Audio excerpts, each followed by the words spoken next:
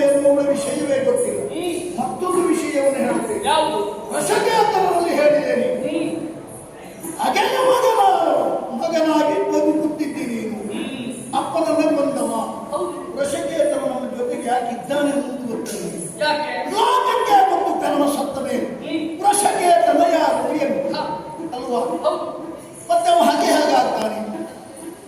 ನನಗೆ ಮಗನೇ, ತಂದೆಯನ್ನು ಕೊಂದ ಕಾರಣಕ್ಕಾಗಿ ಹಗೆಯಾಗುತ್ತಿರುವ ತಂದೆಯ ಕಾರಣವನ್ನೇ ಮುಂದಿರಿಸಿಕೊಂಡು ಅವನಲ್ಲಿ ನನ್ನ ಆಡುವುದಕ್ಕೆ ತೊಡಗಿದ್ದೇನೆ. ತಂದೆಯ ಸಾವಿನಿಂದ ತಂದೆಯನ್ನ ಪಾರ್ಥ ಕೊಂದಿದ್ದಾನೆ ಎನ್ನುವುದರಿಂದ ಹಾಗೆ ಆಗುವುದಿಲ್ಲ. ಅದು ಆಗದೆ ಗೊತ್ತಿಲ್ಲದೆ ಆದಂತಹ ಒಂದು ದುರಂತ.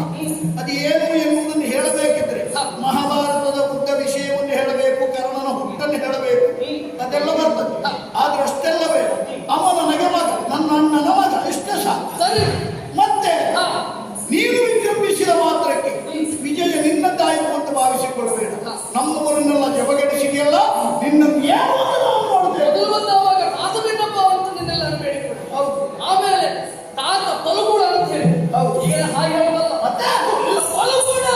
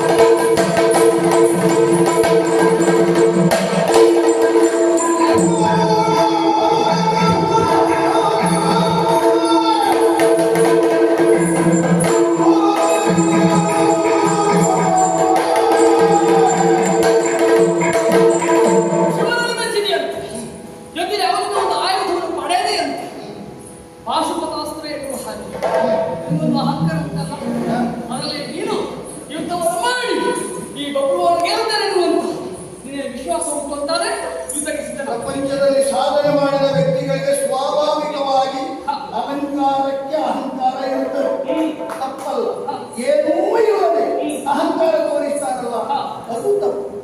ನೀನೀಗ ನನ್ನನ್ನ ಹುಲ್ಲ ಮಾಡ್ತಾ ಇರು. ಹುಲ್ಲ ಎಂದು ಹುಲಿಯಿಂದ ಎತ್ತರ ಹಾಕ್ತದೆ, ಅದು ಹುಲಿಯಿಂದ ದೊಡ್ಡದಂತ ಹೇಳುವುದಕ್ಕಾಗುವುದು.